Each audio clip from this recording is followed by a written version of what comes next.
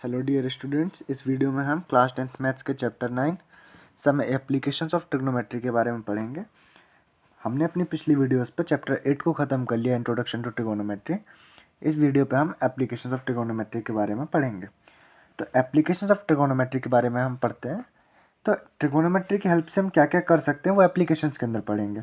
तो जैसे कि एक एग्जाम्पल के लिए मान लीजिए, जैसे एक ग्राउंड है हमारे पास, ठीक है। ग्राउंड पे क्या है, कोई एक मान लीजिए जैसे बड़ी सी बिल्डिंग है। क्या है, एक बड़ी सी बिल्डिंग है। अब यहाँ पर कोई आदमी ऐसे करके अगर खड़ा हो इस पर रोड पर, ठीक है, ग्राउंड पर अगर कोई आदमी खड़ा है और ये बिल्डिंग के टॉप को देखता है, ये बिल्डिंग के टॉप को देख रहा है, टॉप को इस तरीके से, ठीक है, ये टॉप को देखता है और ये फाइंड करना क्या चाहता है कि बिल्डिंग की हाइट कितनी है।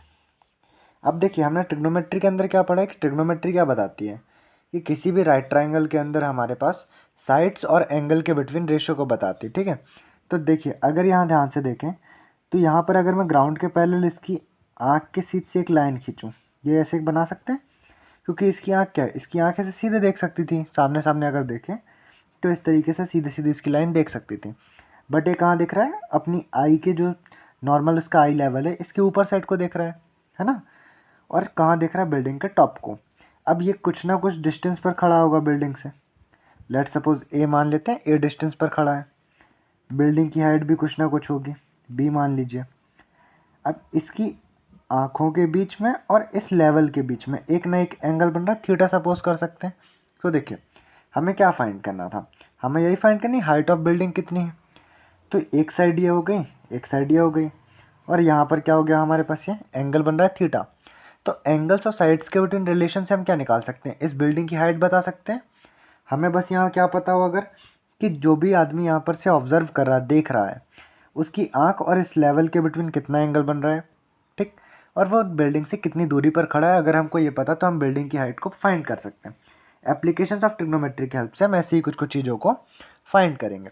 चलिए, अच्छा, अब यहीं से कुछ समझने की और ट्राई करें। जैसे ग्राउंड पर ये आदमी खड़ा हुआ था, इसकी आई का जो लेवल है वो ये था, ठीक है। इसकी आई का लेवल क्या है, ये होगा, जो कि बिल्कुल पैरेलल टू ग्राउंड है। कैसा है, पैरेलल टू ग्राउंड है। इस लेवल को ही हम क्या कहते हैं, इस लेवल को कहते हैं हॉरिजॉन्टल लेवल। ये लेवल क्या कहलाता है हमारे पास, हॉरिजॉन्टल लेवल कहलाता है, ठीक है। अभी हॉरिजॉन्टल लेवल वगैरह सभी को हम लोग डेफिनेशन के थ्रू समझेंगे।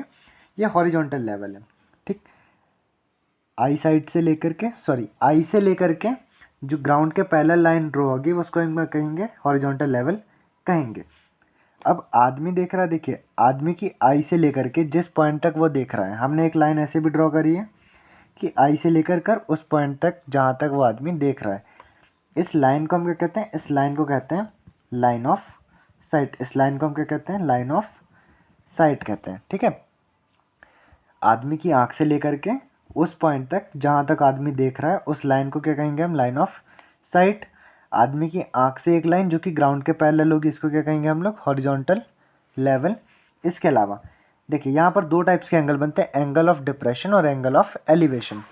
एंगल ऑफ एलिवेशन क्या है हमारे पास, एंगल ऑफ एलिवेशन होता है कि अगर जो ऑब्जेक्ट है दैट मीन्स जिस भी पर्टिकुलर पॉइंट को ऑब्जर्वर देख रहा है, ठीक है, ऑब्जर्वर देख रहा है, अगर वो हॉरिजॉन्टल लेवल से कहाँ हो, ऊपर हो। जैसे इस ड्राइंग की बात करें तो जिस पॉइंट को ये ऑब्जर्वर देख रहा था, बिल्डिंग के टॉप को, ये हॉरिजॉन्टल लेवल से ऊपर है, हॉरिजॉन्टल लेवल से ऊपर है, तब हॉरिजॉन्टल लेवल और लाइन ऑफ साइट के बीच में जो एंगल बन रहा है, इसको क्या कहते हैं हम लोग, ये कहलाएगा एंगल ऑफ एलिवेशन। क्या कहलाएगा, ये एंगल ऑफ एलिवेशन, ठीक है। ये क्या कहलाएगा, एंगल ऑफ एलिवेशन। एलिवेशन कब, जब हॉरिजॉन्टल लेवल के ऊपर ऑब्जेक्ट होगा जिस पॉइंट को ऑब्जर्वर देख रहा होगा, ठीक है। एक और टाइप का एंगल होता है एंगल ऑफ डिप्रेशन, उसको समझने की ट्राई कीजिए। जैसे ग्राउंड है, ठीक है, ग्राउंड पर मान लीजिए ये क्या है, एक बिल्डिंग है। बिल्डिंग के ऊपर कोई आदमी खड़ा हुआ है, ठीक। ये बिल्डिंग के ऊपर आदमी खड़ा हुआ है। अब बिल्डिंग से वो ज़मीन पर कोई चीज़ देख रहा है, ठीक है, ऐसे मान लो कि ये देख रहा है। तो इसका हॉरिजॉन्टल लेवल क्या बनता है, इसकी आँख से बिल्कुल सीधी सीधी सी लाइन जो कि बिल्कुल ग्राउंड के पैरेलल होगी इस तरीके से। और ये क्या है, इसी लाइन के थ्रू देख रहा है, तो ये क्या होगी, लाइन ऑफ साइट। ये क्या है, लाइन ऑफ साइट। ये क्या है, हॉरिजॉन्टल लेवल। जब हमारे पास ऑब्जेक्ट जो होगा वो हॉरिजॉन्टल लेवल से नीचे होगा, कहाँ पर होगा, बिलो दी हॉरिजॉन्टल लेवल, तब लाइन ऑफ साइट और हॉरिजॉन्टल लेवल के बिटवीन जो एंगल बनेगा इसको ही क्या कहते हैं हम लोग, एंगल ऑफ डिप्रेशन। इसको क्या कहते हैं, एंगल ऑफ डिप्रेशन। देखिए angle of depression, line of site और एलिवेशन, इसके अलावा हॉरिजॉन्टल लेवल, ये सब जानना हमारे लिए इसलिए इंपॉर्टेंट है क्योंकि बोर्ड के एग्जाम्स पे ये 1 मार्कर क्वेश्चन के अंदर आते हैं। ठीक है, आई होप ये सारी चीज़ें क्लियर होंगी। अब हम डेफिनेशन के थ्रू थोड़ा थोड़ा समझने की ट्राई करते हैं। देखिए डेफिनेशन सबसे पहले किसकी, लाइन ऑफ साइट की। लाइन ऑफ साइट हमने क्या जाना कि ऑब्जर्वर की आई से लेकर के उस पॉइंट तक जहाँ तक ऑब्जर्वर देख रहा है, जो लाइन बनाएंगे हम वो क्या कहलाएगी, लाइन ऑफ साइट। ऐसी कुछ डेफिनेशन है इसकी। The line drawn from the I of an observer, मतलब ऑब्जर्वर की आई से जो हमने लाइन खींची होगी कहाँ तक, to the point in the object, object के उस पॉइंट तक जहाँ तक ऑब्जर्वर देख रहा है, व्यूड बाय दी ऑब्जर्वर, मतलब जो भी ऑब्जेक्ट का उस पॉइंट को, जिस पॉइंट को ऑब्जर्वर देख रहा है और ऑब्जर्वर की आई, दोनों को मिलाने के लिए जो लाइन खींचेंगे उस लाइन को क्या कहेंगे हम, लाइन ऑफ साइट कहेंगे। क्या कहेंगे, लाइन ऑफ साइट। इसका angle of elevation, angle of elevation हमने क्या देखा कि जब भी ऑब्जेक्ट जो होगा वो कहाँ पर रखा होगा, हॉरिजॉन्टल लेवल से ऊपर। ऐसे ही लिखा, when the point being viewed is above the horizontal level, मतलब जिस पॉइंट को भी ऑब्जर्वर देख रहा है वो कहाँ पर होगा, हॉरिजॉन्टल लेवल से ऊपर होगा। Then the angle between line of sight and horizontal level, तब जो एंगल बनेगा किसके किसके between, line of sight and horizontal level, क्या कहलाएगा, वो एंगल ऑफ एलिवेशन। ऐसे ही अगला angle of depression. Angle of depression क्या होगा, when the point being viewed is below the horizontal level, मतलब जिस पॉइंट को ऑब्जर्वर देख रहा है वो कहाँ पर होगा, हॉरिजॉन्टल लेवल के नीचे होगा, बिलो होगा। तब हम क्या कहेंगे, angle of between, angle between line of sight, मतलब line of sight and horizontal level के बिटवीन जो एंगल बनेगा उसको क्या कहेंगे हम लोग, एंगल ऑफ डिप्रेशन। इसको वापस से एक एग्जांपल के थ्रू आप समझ सकते हैं कि जैसे यहाँ पर देखिए, यहाँ पर अगर समझें तो पहले क्या है, ये एक बिल्डिंग थी, बिल्डिंग के ऊपर कोई आदमी खड़ा था। अब ज़मीन पर रखे किसी पर्टिकुलर पॉइंट को वो देख रहा है, ठीक है, या ऑब्जेक्ट मान सकते हो। यहाँ पर कोई ऑब्जेक्ट रखा है जिसको आदमी देख रहा है, तो इसकी आंख से लेकर इस ऑब्जेक्ट तक जो लाइन खींचेंगे ये क्या कहलाएगी हमारे पास, लाइन ऑफ साइट। इसकी आंख से ग्राउंड के पैरेलल एक लाइन खींचेंगे ये क्या कहलाएगा हमारे पास, हॉरिजॉन्टल लेवल। और हमने पढ़ा है कि हॉरिजॉन्टल लेवल के नीचे जब भी ऑब्जेक्ट होगा तो हॉरिजॉन्टल लेवल और लाइन ऑफ साइट के बीच बनने वाला जो एंगल होगा, ये एंगल, ये क्या कहलाएगा हमारे पास, एंगल ऑफ डिप्रेशन। क्या कहलाएगा, ये एंगल ऑफ डिप्रेशन। ठीक है, इसी के साथ अगर अगले वाले को देखें तो यहाँ पर ग्राउंड पे एक आदमी खड़ा हुआ है जो आसमान में उड़ रही एक पतंग को देख रहा है। ठीक, आसमान में उड़ रही पतंग को देख रहा है। अब ग्राउंड के पैरेलल इसकी आंख के सामने से हम लाइन खींचें तो ये क्या है हमारे पास, हॉरिजॉन्टल लेवल। हॉरिजॉन्टल लेवल के ऊपर हमारा ऑब्जेक्ट है, अभी हॉरिजॉन्टल लेवल के ऊपर है। अभी आदमी जब देखेगा, और हमने पढ़ा है कि जब भी हॉरिजॉन्टल लेवल के ऊपर ऑब्जेक्ट होगा तो हॉरिजॉन्टल लेवल और लाइन ऑफ साइट के बिटवीन जो एंगल बनता है वो क्या कहलाता है हमारे पास, एंगल ऑफ एलिवेशन कहलाता है। आई होप ये सारी चीज़ें क्लियर होंगी और ये तीनों डेफिनेशंस एग्जाम के अंदर पूछी भी जाती हैं। अब हम 9.1 एक्सरसाइज के कुछ क्वेश्चंस को सॉल्व करेंगे। तो एक्सरसाइज 9.1 के कुछ क्वेश्चन, जिसमें से पहला क्वेश्चन क्या है हमारे पास कि a circus artist is climbing a 20 meter long rope, मतलब एक सर्कस का आर्टिस्ट है जो कि 20 मीटर लंबी रस्सी पर चढ़ रहा है। ठीक है, which is tightly stretched and tied from the top of a vertical pole, मतलब जो रस्सी थी 20 मीटर लंबी वो कहाँ से बड़ी है, एक पोल के टॉप से बंधी हुई है, टू द ग्राउंड, मतलब ग्राउंड से बंधी है और पोल के टॉप से बंधी है। Find the height of the pole, हमको पोल की हाइट फाइंड करनी है। If the angle made by the rope with the ground level is 30 degree. ठीक है, ये इस तरीके की कुछ ड्राइंग बनेगी जो कि हमको क्वेश्चन ने बना कर दी थी कि देखिए ये ए से सी तक क्या है हमारे पास, एक रोप है ना, जो सी पॉइंट से बंधी है और इस ए बी पोल के टॉप तक बंधी है। इस रोप की जो टोटल लेंथ है वो क्या है हमारे पास, 20 मीटर्स। और रोप पोल के साथ और ग्राउंड के साथ जो एंगल बना रही है वो क्या है हमारे पास, 30 डिग्री। अब हमको क्या फाइंड करना है, height of pole, that means A B side find करनी है। अब अगर गौर से देखें तो पोल जो होगा ग्राउंड पर सीधा लगा होगा, यहाँ पर कितने डिग्री का एंगल बनेगा हमारे पास, 90 डिग्री का। और अगर यहाँ पर 90 डिग्री का एंगल बन रहा है तो ये क्या बन गया, एक राइट ट्राइंगल बन गया। राइट ट्राइंगल के अंदर देखिए ये एंगल है हमारे पास, एंगल के सामने की साइड क्या होती है, परपेंडिकुलर, और ये साइड क्या है हमारे पास, हाइपोटेन्यूस। तो देखो हमको तीन चीज़ों का रिलेशन यहाँ पर चलेगा, किसका, हाइपोटेन्यूस, परपेंडिकुलर और थीटा। तो परपेंडिकुलर और हमारे पास हाइपोटेनस का रिलेशन कौन बताता है, साइन थीटा। ठीक है, तो हम साइन थीटा यूज़ करेंगे। देखिए सबसे पहले गिवन क्या क्या है हमको, गिवन है लेंथ ऑफ रोप जो कि हमारे पास 20 मीटर्स और ड्राइंग के अकॉर्डिंग कहें तो यही हमारे पास हाइपोटेनस है। ये लेंथ ऑफ रोप के साथ आप ऐसे भी मेंशन कर सकते हो कि AC है हमारे पास, ठीक है। इसके अलावा angle of elevation, angle of elevation ही होगा, ये ऊपर साइड को बन रहा है। एंगल ऑफ एलिवेशन क्या है हमारे पास 30 डिग्री। हमें क्या फाइंड करना है, वी हैव टू फाइंड, हमें क्या फाइंड करना है, we have to find the height of pole, हमें क्या फाइंड करनी है, हाइट ऑफ पोल। और हमने देखा कि इस परपेंडिकुलर हाइट, हाइपोटेनस और थीटा के बिटवीन जो रिलेशन बताता है वो बताता है क्या, sine theta. Sine theta equals क्या होता है, परपेंडिकुलर अपॉन हाइपोटेनस। तो देखिए हमारे पास क्या हो जाएगा, ये साइन थीटा कितना है हमारा 30 डिग्री, परपेंडिकुलर कौन साइड है हमारे पास AB, और हाइपोटेनस क्या है हमारे पास को AC।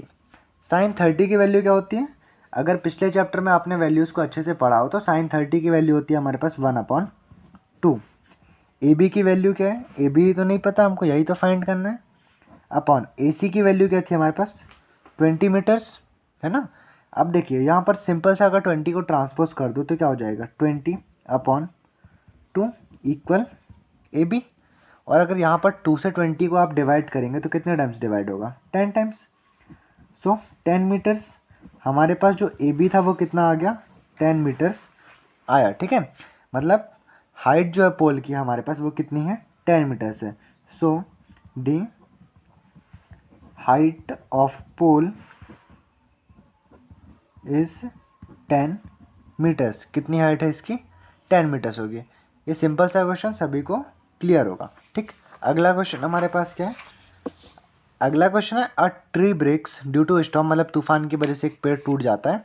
अब broken part bend so that, मतलब जो हमारे पास टूटा हुआ हिस्सा है वो झुक जाता है, ठीक है। किस साइड को झुकता है, जमीन के साइड को। And the top of the tree touches the ground. ऐसे समझ सकते हो कि जैसे अगर मान लें यहाँ पर ड्राइंग बनाए तो ये ग्राउंड लेवल था हमारे पास, ठीक है। अब इस पर एक पेड़ था, पेड़ को भी मैं एक लाइन की हेल्प से बना देता हूँ। ये पेड़ था, तूफान की वजह से मान लेते हैं कि इस पर्टिकुलर पॉइंट से पेड़ टूट गया होगा।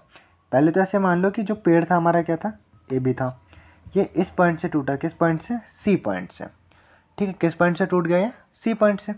अब जो इसका ऊपर का हिस्सा था वो बेंड हो जाता है, नीचे साइड को झुका, तो ये B पॉइंट होगा। ये B पॉइंट क्या होगा, झुक करके आगे कहीं गिरेगा, ठीक है। इस तरीके से अगर ये झुकेगा तो यहाँ कहीं पे गिर जाएगा, तो यहाँ पर क्या पॉइंट आएगा, B पॉइंट ही आके आकर इधर कहीं मिलेगा, ठीक है। अब क्वेश्चन ने इसी बारे में क्या बताया, tree touches the ground, top जो था ट्री का उसने ग्राउंड को टच किया और कितने डिग्री का एंगल बनाया, एंगल बनाया 30 डिग्रीज का। कितने डिग्रीज का एंगल बना, 30 डिग्रीज का, ठीक है। The distance between the foot of the tree, ये है हमारे पास फुट ऑफ द ट्री, पेड़ के सबसे नीचे का हिस्सा। And the point where the top touches, मतलब और वो पॉइंट जहाँ पर टॉप ने टच किया है, इनके बिटवीन जो डिस्टेंस है वो कितनी है हमारे पास, क्वेश्चन ने कितनी बता कर दी है 8 मीटर। कितनी डिस्टेंस बता कर दी 8 मीटर। हमको क्या फाइंड करना है, हाइट ऑफ ट्री। देखिए हाइट ऑफ ट्री मतलब हम क्या फाइंड करना है, टोटल AB, टोटल AB है हमारे पास, हाइट ऑफ ट्री है, कैसे मिलेगी, देखो AC प्लस BC दोनों को ऐड करेंगे तो हमारे पास क्या मिल जाएगी, टोटल हाइट ऑफ ट्री। तो देखिए अगर इस ट्राइंगल की हेल्प से मैं फाइंड करना चाहूँ तो कैसे फाइंड कर सकता हूँ, ये एंगल बना थीटा, थीटा के साथ वाली जो साइड होगी ये बेस हो गई, ये हाइपोटेनियस और ये परपेंडिकुलर।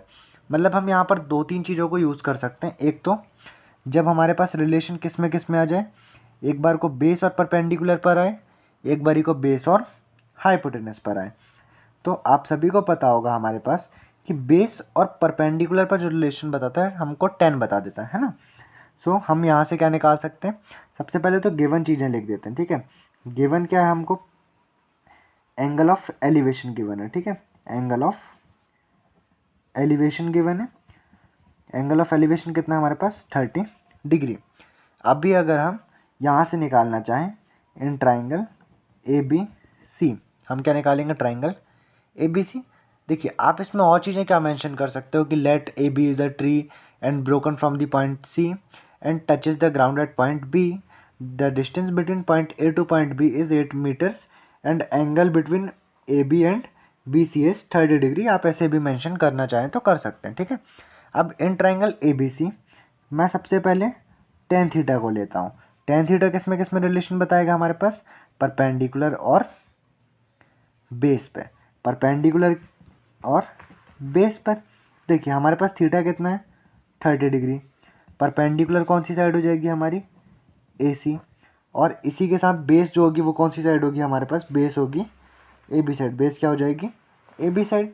अब देखिए tan 30 की वैल्यू कितनी होती है, tan 30 अगर आप सभी को याद हो तो होती है 1/√3। AC की वैल्यू क्या है, AC की वैल्यू तो हमको नहीं पता। AB की वैल्यू कितनी है, AB की वैल्यू है 8। 8 को ट्रांसपोज करेंगे तो ये क्या बन जाएगा 8/√3 इक्वल्स AC। मतलब AC की वैल्यू कितनी आ गई 8/√3 मीटर्स।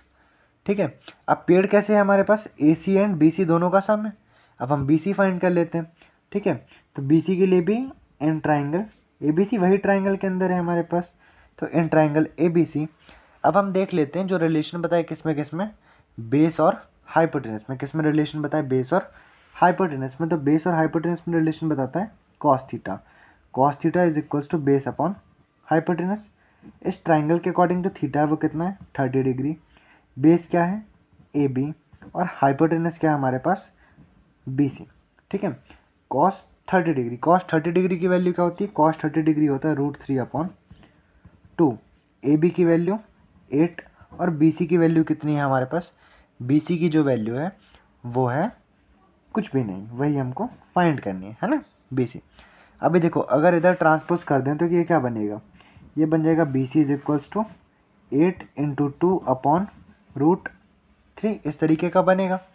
दैट मीन्स ये फाइनली क्या बनेगा BC is equals to 16/√3 meters. ठीक है, BC क्या मिल गया 16/√3 मीटर्स। अब हमको क्या बतानी, टोटल हाइट ऑफ ट्री है ना, टोटल हाइट ऑफ ट्री। हमारे पास जो ट्री था वो टोटल क्या था AB था। ठीक है, यहाँ समझे टोटल ट्री क्या है हमारे पास AB। ये कैसे मिलेगा हमको, AC प्लस BC या CB जो भी लिखें आप लोग है ना। AC की जो वैल्यू थी वो कितनी निकल कर आई 8/√3। BC की जो वैल्यू है वो कितनी आई 16/√3। ठीक है, इसको अगर LCM लेकर सॉल्व करेंगे तो LCM कितना आ जाएगा √3। √3 से √3 वन टाइम डिवाइड होगा, ये सिंपली क्या बनेगा 8 + 16। ये क्या हो जाएगा हमारे पास 24/√3 मीटर्स। ये क्या है हमारे पास टोटली पेड़ की हाइट। टोटल हमारा जो ट्री था वो कितने हाइट का 24/√3 मीटर्स का होगा। ठीक है, इस वीडियो पे हम 2 ही क्वेश्चंस को सॉल्व करेंगे, बाकी के बचे हुए इस चैप्टर के क्वेश्चंस हम लोग अगली वीडियोस पे कवर करेंगे। आई होप ये क्वेश्चन सभी को समझ आए होंगे और ये चैप्टर भी सभी को क्लियर होगा।